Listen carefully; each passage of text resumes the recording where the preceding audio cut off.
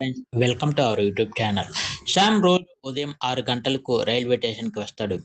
అక్కడే tea stall దగ్గర ఆమెను మొదటిసారి చూశాడు. ఆమె పేరు నీలిమ. చేతిలో ఒక పుస్తకం, కళ్ళల్లో ఎన్నో కలలు. శ్యామ్ ఆమెను రోజూ చూస్తున్నాడు. కానీ మాట్లాడే ధైర్యం లేదు.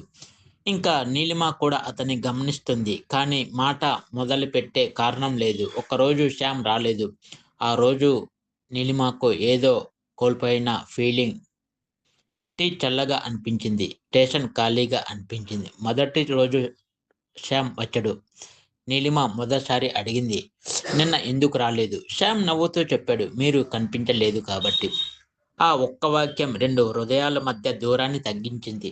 మాటలు పెరిగాయి. స్నేహం ప్రేమగా మారింది. వాగ్దానాలు లేవు, పెద్ద మాటలు లేవు. కానీ రోజు ఒకటే స్టేషన్, ఒకటే టీ, ఒకటే మనసు. ప్రేమ అంటే మాటల్లో కాదు, నిశ్శబ్దంగా ఎదురు చూసే హృదయాల్లో ఉంటుందని మనం ఈ స్టోరీ ద్వారా తెలుసుకోవచ్చు. సో ఈ స్టోరీ నచ్చితే ఒక లైక్ చేయండి, షేర్ చేయండి. నేను మీ వాయిస్ ఆఫ్ కేశవాని. Thank you friends. Thank you.